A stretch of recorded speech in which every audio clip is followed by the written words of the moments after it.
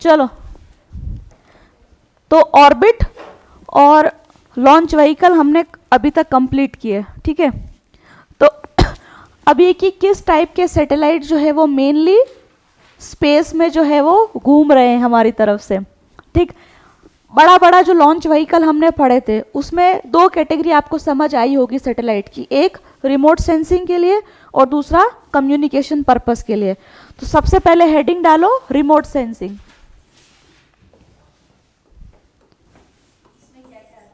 हाँ,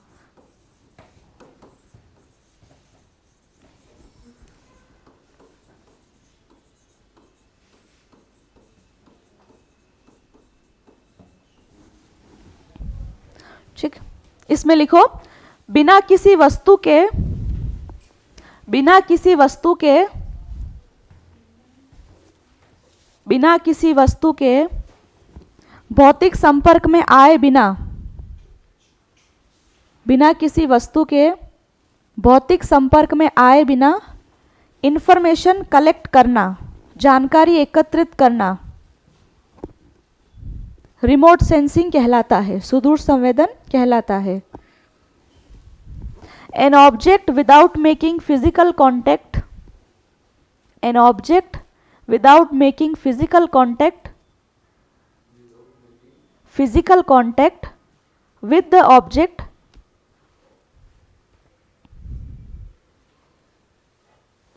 to acquire information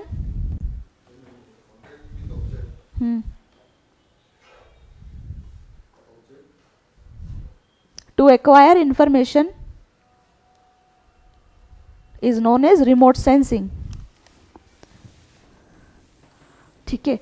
तो generally क्या है कि हम इस तरह के सैटेलाइट से क्या है जानकारी इकट्ठा कर रहे हैं, इंफॉर्मेशन, और इस तरह के सारे सैटेलाइट आपके लोअर अर्थ ऑर्बिट में स्थापित किए जाते हैं, निम्न भूकक्षा। हाँ,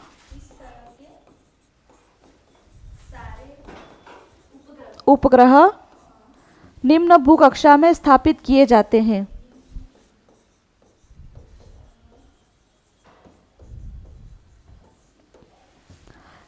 रीजन, क्योंकि ये अर्थ के क्या है नजदीक होते हैं और इंफॉर्मेशन सटीक दे पाते हैं, एक्यूरेट।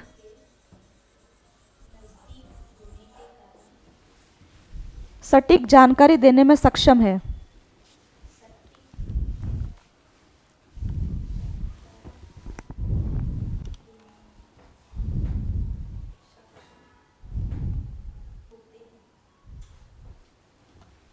इनका एप्लीकेशन, उपयोग, कहाँ कहाँ पे इनको यूज किया जाता है। Application, first resource analysis, resource analysis संसाधनों का एनालिसिस करना। अब किस तरह की रिसोर्स की बात हो रही है? हाँ, किस तरह की रिसोर्सेज की बात हो रही है? लिखो, वन, फॉरेस्ट,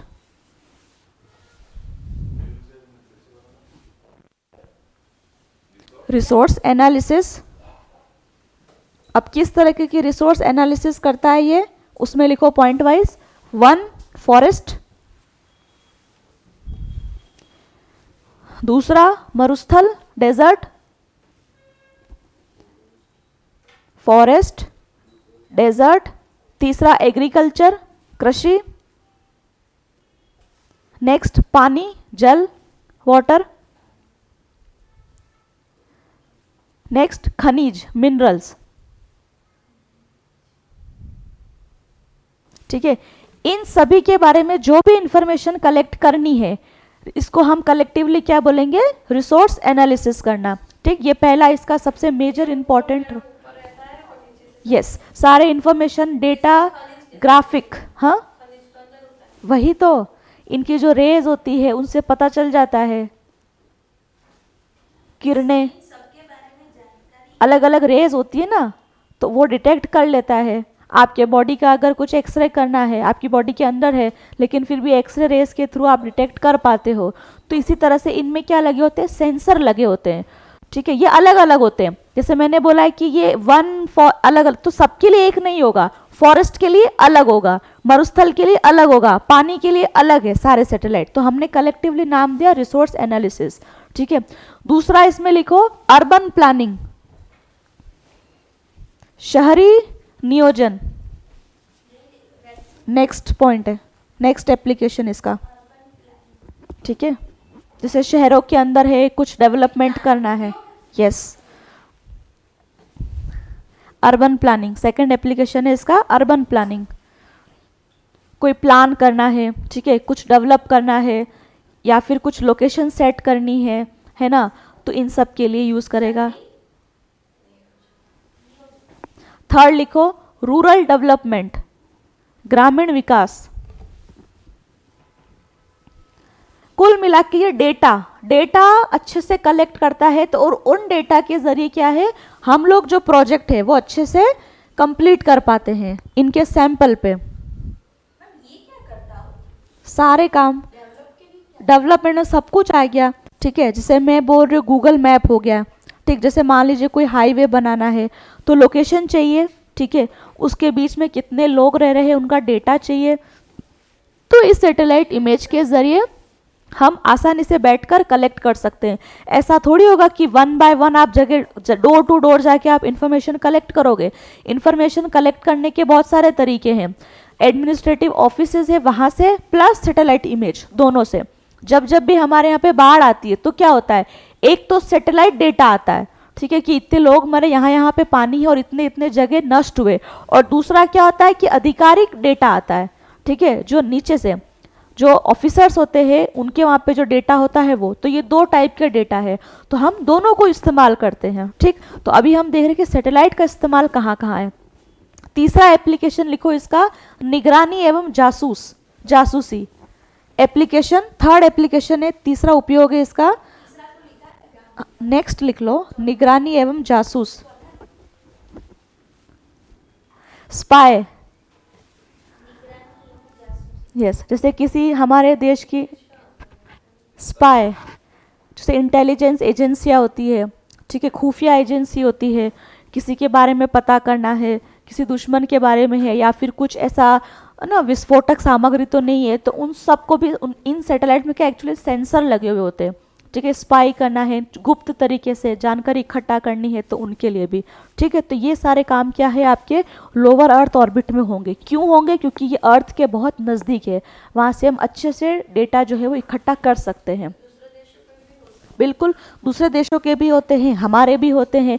स्पेस किसी एक का नहीं है, ठीक है, सब लोग उसको इस्तेमाल कर सकते हैं, लेकिन किसी का मोनोपोली भी नहीं है। ठीक है, यानी कि ऐसा नहीं है कि मैं ही करूँगा, वो वाली बात नहीं है। और स्पेस को कभी भी वॉर, युद्ध के लिए इस्तेमाल जो है वो अभी तक नहीं किया जा सकता, क्योंकि उसमें क्या होगा कि कई बार ऐसा होगा कि कुछ देश होंगे जो बहुत ज़्यादा सक्षम होंगे स्पेस में मिसाइल वगैरह करने के लिए, कुछ देश जो है वो भी सक्षम नहीं है। तो अभी जो स्पेस का इस्तेमाल जो किसके लिए हुआ होता है, सिविलियन पर्पस के लिए होता है। ठीक है, जनजीवन को सुगम बनाने के लिए जो भी हेल्प चाहिए उनके लिए होगा। मिलिट्री पर्पस के लिए स्पेस का यूज वॉर हेड के लिए अभी तक नहीं किया जाएगा, और अगर होगा तो भी क्या होगा, सब कुछ एक पूरा ट्रीटी के तहत होगा, संधि होगी। ठीक है, कौन देश किस तरह से, लेकिन ये उचित नहीं है, क्योंकि स्पेस के लिए माना जाता है कि वो सबका है। सिमिलरली किस तरह से पानी समुद्र की तरह, कि समुद्र भी सबका है, तो उसको भी सभी तरह के लोग मिलजुल के इस्तेमाल करते हैं अच्छे पर्पस के लिए। उसी तरह से स्पेस टेक्नोलॉजी को भी है, सब लोग इंसान के फायदे के लिए जो है वो यूज करते हैं। ठीक, तो ये हुआ इसके एप्लीकेशन। अब लिखो कि अभी इंडिया में फिलहाल कौन से सैटेलाइट हैं रिमोट सेंसिंग जो अभी कार्यरत है, ऑपरेशनल है। लिखो ऑपरेशनल रिमोट सेंसिंग सैटेलाइट जो अभी चलन में है। हाँ,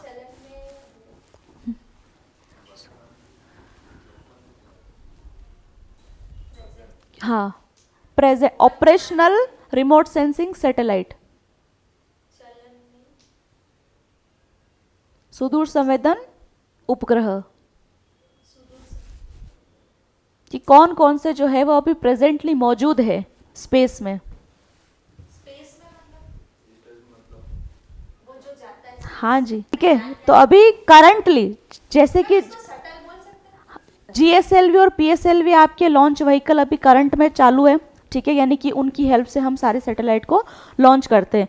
तो उसी तरह से क्या है कि अब ऐसे कौन से सैटेलाइट है जो अभी वर्तमान में रिमोट सेंसिंग का काम कर रहे हैं, ठीक है। उस सीरीज में सबसे पहला लिखो IRS, ये इंडिया का पहला था।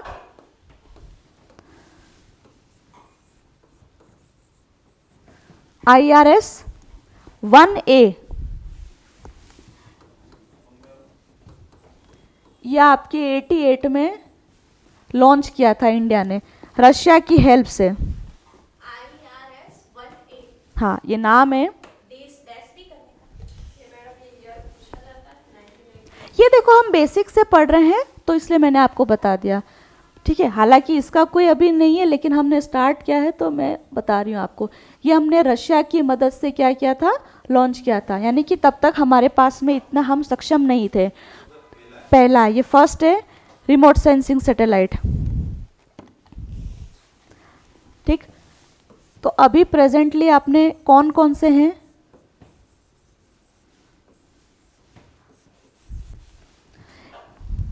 इसमें लिखो रिसोर्स सेट, ये नाम ऐसे ही लिखे जाएंगे।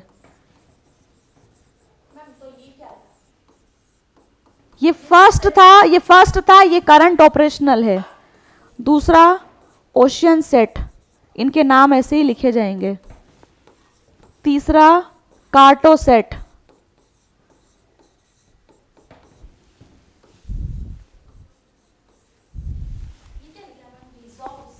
रिसोर्स,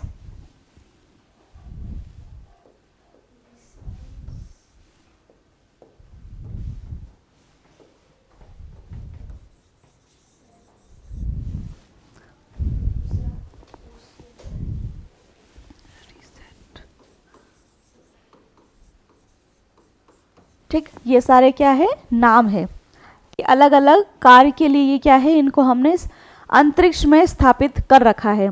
अब किसका पर्पस क्या है, हमने देखा रिसोर्स सेट का पर्पस क्या होगा, संसाधन, जो हमने अलग अलग नाम पढ़े, ठीक है, रिसोर्सेस का एनालिसिस करने के लिए, ठीक। ओशन सेट यानी कि समुद्र का डेटा इकट्ठा करने के लिए, बिल्कुल।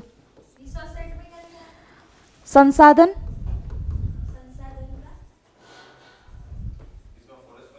बिल्कुल, फॉरेस्ट हो गए हैं आपके, ठीक है, डेजर्ट हो गए हैं, इन सब के लिए।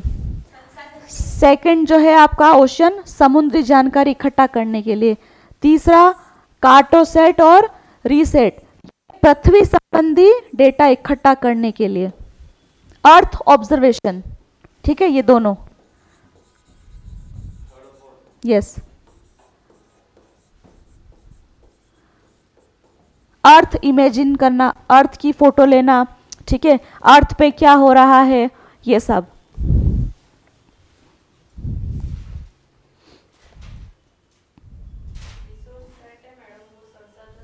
बिल्कुल, हाँ हाँ, ये अभी करंट में चालू है, ऑपरेशनल है, ये डैमेज नहीं हुए हैं।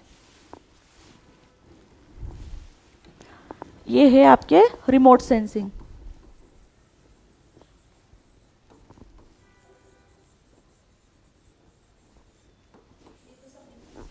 हाँ, नहीं, हाँ, ये सब ऐसे ही नाम रखो आप। ये आपके कौन से हैं, रिमोट सेंसिंग वाले जो अभी ऑपरेशनल है। सेकेंड हेडिंग डालो आप, कम्युनिकेशन सैटेलाइट, ये कंप्लीट, हाँ, 3000 के ऊपर वाली हाइट पे। ये सारे जो है आपके क्या है, 2000 तक के, फर्स्ट जो निम्न भू कक्षा है, ये सब उसमें है, लगे हुए हैं। अब हम दूसरा कैटेगरी का पढ़ रहे हैं, कम्युनिकेशन, संचार उपग्रह। सेकंड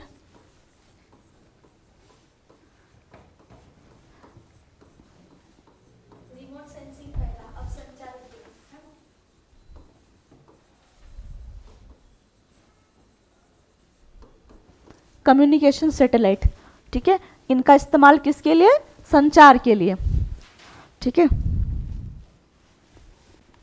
सबसे पहले कि ये किस ऑर्बिट में जाएंगे, 3000 से ऊपर की हाइट पे।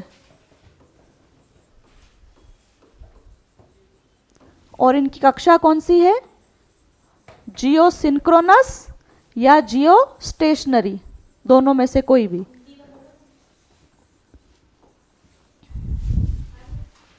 भूतुल्यकालिक कक्षा और भूस्थिर कक्षा।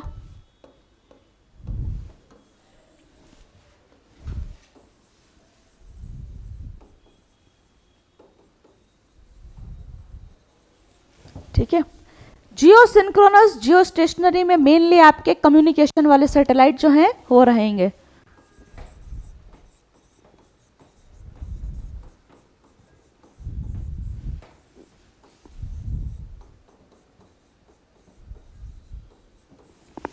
ठीक, इनका उद्देश्य, पर्पस किस वजह से है ये? संचार।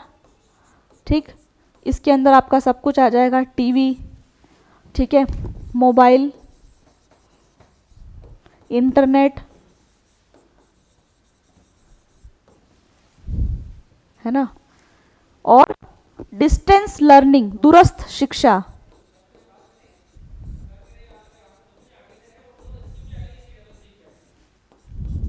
डिस्टेंस लर्निंग क्या होता है कि जब आप क्लास में मौजूद रह के नहीं, क्लास कहीं और हो रही है और आप कहीं और से उसको एक्सेस कर रहे हो, तो इसमें इस्तेमाल किसका होगा? मेनली इंटरनेट का। ठीक है, जैसे जूम क्लासेस हो रही है बच्चों के, हुई थी अभी कोरोना में जूम क्लासेस हुई थी, है ना, तो वो सब क्या था कि टीचर कहाँ है और हम कहाँ हैं, तो उस तरह की एजुकेशन को हम क्या बोलते हैं? Distance learning.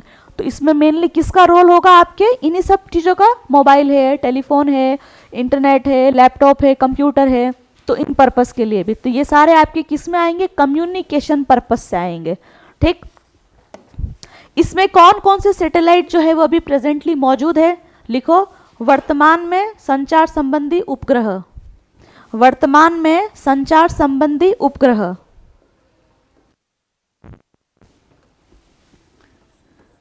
ठीक है, प्रेजेंट ऑपरेशनल कम्युनिकेशन सैटेलाइट।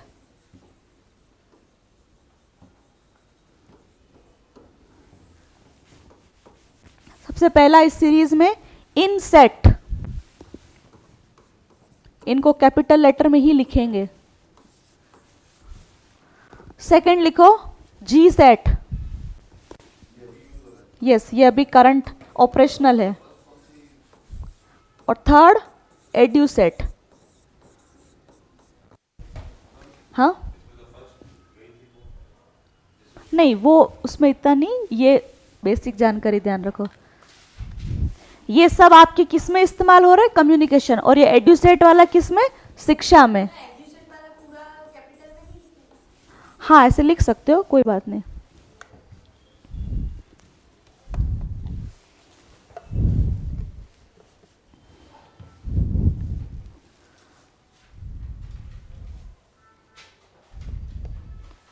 ठीक है, क्या कम्युनिकेशन में? हाँ, ये एजुकेशन। देखो तो ये भी कम्युनिकेशन ही है।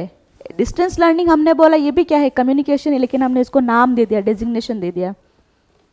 तो इनको आप कॉमन कैटेगरी में रख सकते हो कि जो आपके संचार संबंधी उपग्रह कौन कौन से, तो एक साथ आप इनके नाम लिख सकते हो उदाहरण में।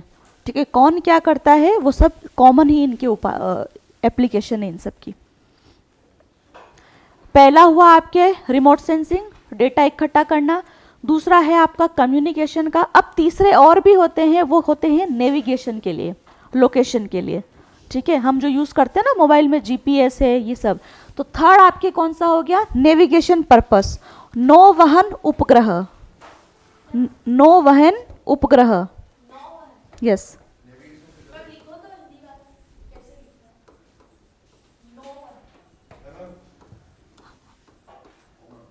हाँ, यस, जिनका पर्पस किस में? नेविगेशन के लिए होगा। Location,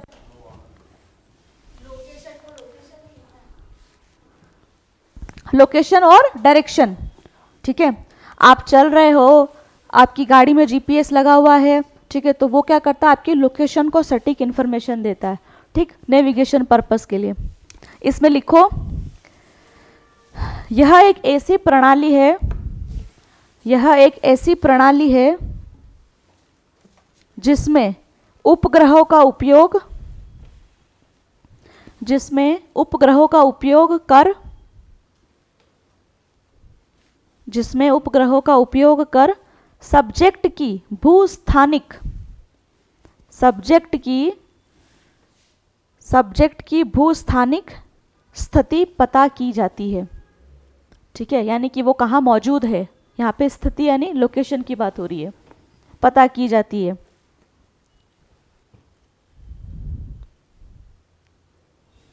navigation system is a computing system, navigation system is a computing system that aids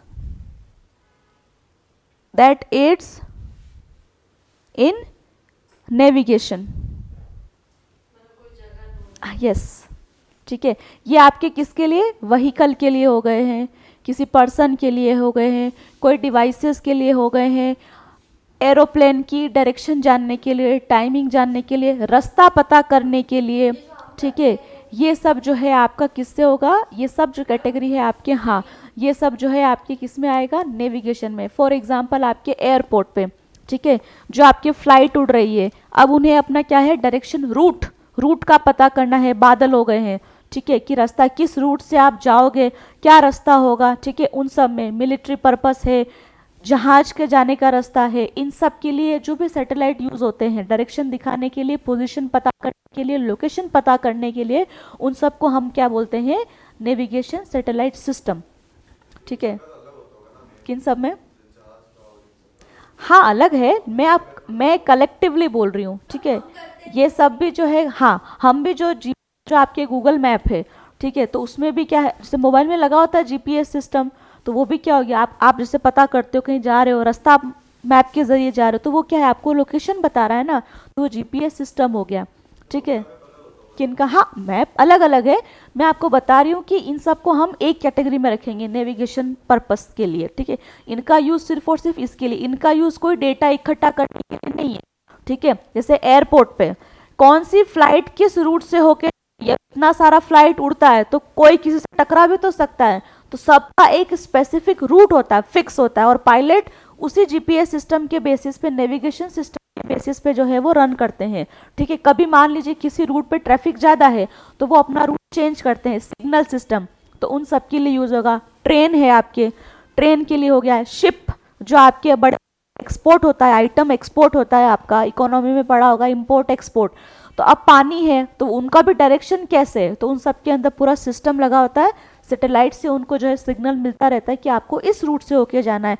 किसी रूट में मान लीजिए हाई टाइड्स है, ठीक है, लहरें आने वाली है, तूफान आने वाला है, तो वो सब जो है आपका इस सिस्टम के जरिए जो है आपका पता चलता है, डायरेक्शन, लोकेशन और पाथ डिटरमाइनिंग के लिए, ठीक। तो इस तरह के जितने भी सैटेलाइट यूज हो रहे हैं तो उनको हम क्या बोलेंगे, आपके नेविगेशनल सैटेलाइट, ठीक है। तो अभी तक देखो, नेविगेशन पता लगाने के लिए अभी तक जो है वर्ल्ड में 4 से 5 कंट्री है जिनके नेविगेशन सिस्टम को हम पूरा विश्व जो है वो ग्लोबल लेवल पे इस्तेमाल करता है। उसमें से सबसे टॉप में आता है आपका अमेरिका का जीपीएस, ग्लोबल पोजिशनिंग सिस्टम, ठीक है। मैं बताऊंगी आपको, 4-5 कंट्री हैं, उनके अपने सिस्टम है, और उनकी जो कवरेज है वो क्या है, एकदम ग्लोबल, पूरे विश्व में है। अब हमारे कंट्री में ऐसा कोई नेविगेशन सिस्टम नहीं है, ठीक है, जिसकी मदद से हम खुद भी रन होवे और दूसरे देश जो है वो उनको भी मदद मिले। हमारे यहाँ पे है, लेकिन उसकी जो रेंज है वो बहुत ही छोटी है, कम है, विस्तार जो है उसका उपयोग बहुत कम है, छोटा ही है। हम पढ़ेंगे उसको नाविक बोलते हैं, नाविक सिस्टम है। उसका जो दायरा है वो हमारी जो बॉर्डर है उस बॉर्डर से आगे बस थोड़ा सा 1500-1600 किलोमीटर तक ही वो काम कर सकता है, उससे आगे तक वो जो है वो काम नहीं कर सकता। तो वर्ल्ड वाइड ऐसे सिस्टम चलते हैं, ठीक है, यानी कि विश्व लेवल पे उनका जो रेंज है वो क्या है, बहुत लॉन्ग है, कोई भी उसको जो है वो इस्तेमाल कर सकता है। तो ऐसे अलग अलग कंट्रीज के अलग अलग हैं ठीक है, उनमें से 4-5 जो है वो काफ़ी फेमस है। ये क्वेश्चन आपके प्रीलिम्स में भी पूछता है कि मैच द फॉलोइंग्स में, ठीक है। जैसे जीपीएस सिस्टम है किसका है, अमेरिका का है, ठीक है लेकिन इसे इस्तेमाल हम सब करते हैं, लेकिन वो है तो अमेरिका का। तो उसी तरह से कुछ और कंट्री के भी बने हुए हैं, तो आपको मैच द फॉलोइंग में पूछ लेगा कि ये किसका है और ये किसका है, ठीक। इसमें लिखो कि ये जो नेविगेशन सिस्टम है इनका पर्पस किस लिए है, किन किन उद्देश्य से इनका यूज किया जाता है। इनके यूज दो है, दो टाइप के इनके इस्तेमाल है। किसके लिए, एक तो आम जन के लिए जो हम इस्तेमाल करते हैं गूगल मैप शेप वो सब, और दूसरा हो गया आपका मिलिट्री पर्पस के लिए, ठीक है, मिलिट्री आर्मी, ठीक। ये दोनों पर्पस से जो है अलग अलग कैटेगरी है कि दो तरह के इसके क्या है यूजेज है, सिविलियन पर्पस और मिलिट्री पर्पस।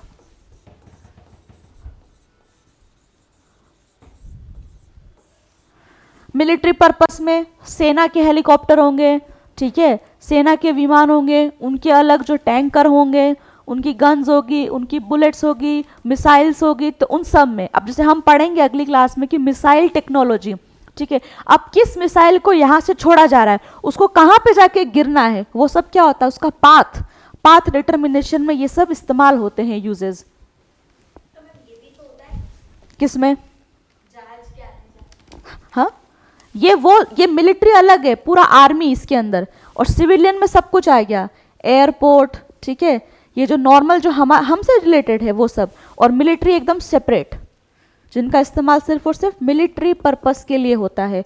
इनका इस्तेमाल हम आप नहीं कर सकते। हाँ, डिफेंस में आएगा लेकिन इस्तेमाल तो होता है। जैसे सेना के अंदर जो उनका जो कम्युनिकेशन सिस्टम होता है वो बात करते हैं, जो उनके पास एप्लीकेशन होता है वो कोई नॉर्मल मोबाइल नहीं होता है, तो वो अलग है सिस्टम है, तो उन सब इस्तेमाल के लिए ये यूज़ होगा। अब हम देखेंगे कि ऐसे कौन कौन से ग्लोबल लेवल पर सिस्टम जो है वो वर्क कर रहे हैं, ठीक है। तो आप लिखो कि global level, eight global level, हाँ इसी में सब हेडिंग है ग्लोबल लेवल नेविगेशन सिस्टम।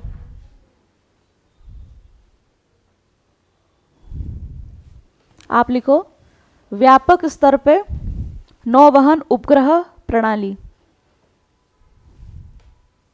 मैं बोल रही हूँ व्यापक से मेरा मतलब है पूरा वर्ल्ड वाइड, विश्वव्यापी, ठीक है, उपग्रह प्रणाली। उसमें सबसे पहला आता है आपके यूएसए का जीपीएस सिस्टम,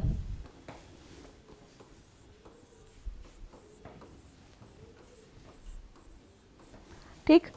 दूसरा है ग्लोनास, ये कहाँ का है, रशिया।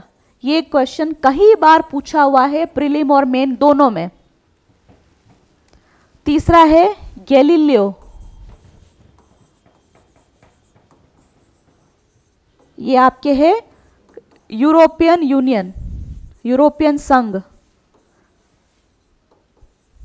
मैंने आपको बताया था यूरोपियन यूनियन कोई एक देश नहीं है, ये 28-29 देशों का एक समूह है जो कलेक्टिवली व्यापार वाणिज्य को लेकर काम करते हैं।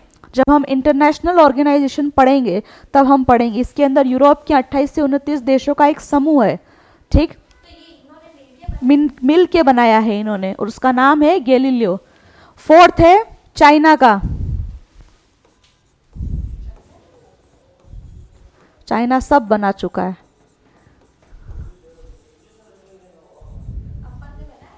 ठीक है। अब है हमारा नाविक, ये है आपके इंडिया का, लेकिन इंडिया वाला जो है वो इन चारों के मुकाबले में अभी बहुत पीछे हैं। वही तो, अभी इतना ऑपरेशनल ही नहीं है, लेकिन है, इसको बनाया है, इसलिए हम इसको पढ़ेंगे। ये क्वेश्चन आपके प्रीलिम में भी, हाँ प्रीलिम में भी पूछा है नाविक के बारे में कि नाविक की रेंज कितनी है, ठीक है। और यही क्वेश्चन, सेम क्वेश्चन उसी साल आपके मेंस के प्रश्न में भी पूछा था कि इंडिया का नेविगेशन सिस्टम कौन सा है, क्या नाम है और उसके क्या क्या फीचर्स है और उसमें क्या क्या कमियां है जिसकी वजह से हम इसको अच्छे से यूज अभी तक जो है इसको ऑपरेशन नहीं ले पा रहे हैं। ठीक है, इसमें अभी फॉल्ट है। फॉल्ट क्या है, सबसे बड़ा फॉल्ट रेंज। रेंज वाइज जो है क्या है, ये भी कम है और फास्ट नहीं है as compare to this system. ठीक है, इसलिए हम अभी, हाँ बिल्कुल मैं बताऊंगी आपको, पहले ये लिखो। ठीक है, ये आपके मैच द फॉलोइंग में पूछता है, प्री में भी और मेंस में भी। जब आपको पूछे कि नेविगेशन सिस्टम में भारत का जो डेवलपमेंट है, जो योगदान है, वो आप बताइए, तो उसमें आपको पहले ये सब बताना होगा। ठीक है, फिर इंडिया का है नाविक, फिर इंडिया में नाविक का जो फीचर्स है वो हम देखेंगे। अब इसी में हेडिंग डालो नाविक, अगली हेडिंग डालो नाविक। हाँ, क्योंकि ये हमारा अपना है।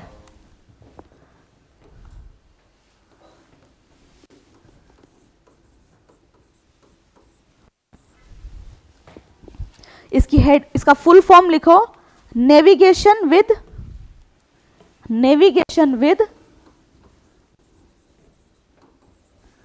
अगर हम सक्षम हो जाएंगे तो हमें दूसरे देशों का यूज करना नहीं पड़ेगा, है ना।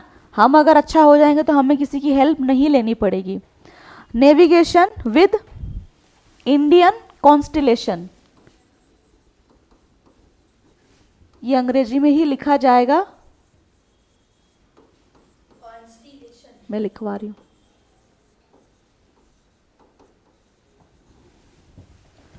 ठीक,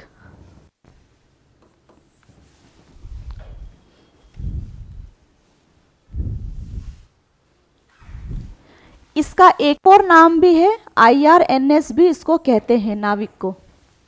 नाविक को ही IRNS भी कहते हैं। IRNS का फुल फॉर्म है Indian regional navigation satellite. Indian regional navigation satellite.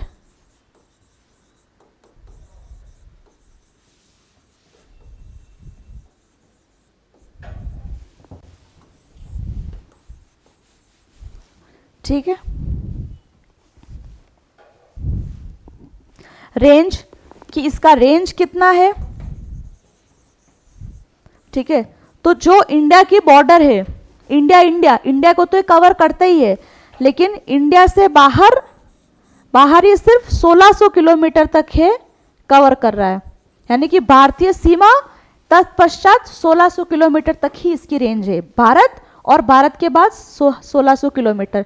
यानी कि इसका जो रेंज है वो क्या है, बहुत ही कम है, बहुत ही इसका रेंज जो है वो बहुत कम है। और यही इसका सबसे बड़ा ड्रॉबैक है कि इसको अच्छे से यूज जो है वो नहीं लिया जाता है, नहीं ले, क्योंकि इसका रेंज ही बहुत कम है। अब मान लीजिए अमेरिका को यूज में लेना है, अब इसका रेंज तो बहुत ही छोटा है। ठीक है, मिडिल ईस्ट तक पहुंचते पहुंचते खत्म हो रहा है इसका रेंज, तो दूसरी कंट्री कैसे इस्तेमाल लेगी। दूसरी हम कोशिश कर रहे हैं, अभी जो है हमने इसको पहले क्या किया है कि रीजनल लेवल पे बनाया, क्षेत्रीय लेवल पे बनाया कि भारत और भारत के थोड़ा आसपास का एरिया। लेकिन अब कोशिश क्या है कि इसको भी हम GPS की तरह कन्वर्ट करेंगे ग्लोबल लेवल पे, व्यापक, ताकि हम भी इस्तेमाल करें और दूसरे देश भी इसका इस्तेमाल करें। हाँ, तो ये फिर किलोमीटर ऊपर का? नहीं, नीचे से ग्राउंड, मतलब इतना तक ही वो क्या है सिग्नल देगा, इससे आगे वो सिग्नल नहीं देगा, यही दे, उसका रेंज जो है वो उतना ही है, इससे ज़्यादा जो है वो ये इस्तेमाल नहीं होगा। इसका पर्पस किसके लिए इसको इस्तेमाल किया है, लिखो मैपिंग, मैप,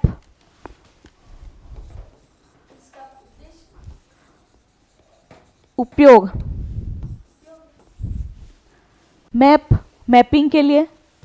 देखो डायरेक्शन की बात हो रही है ना, डायरेक्शन में मैपिंग तो आएगा ही सबसे पहले।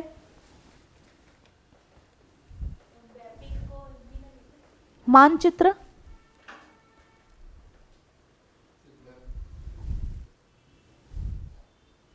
और बाकी और भी उपयोग में ले सकते हैं, जैसे रिसोर्स मैनेजमेंट के लिए भी हम इसको इस्तेमाल जो है वो कर सकते हैं। ऐसा कोई नहीं है कि हम एक ही पर्पस से करेंगे, एक ही चीज़ कई बार दूसरी चीज़ों के लिए भी इस्तेमाल जो है वो आप कर सकते हो। जैसे मैपिंग है, मैप से बहुत सारी अन्य जानकारी भी तो इकट्ठा हो सकती है, दूसरे आंकड़े भी तो इस्तेमाल हो सकते हैं।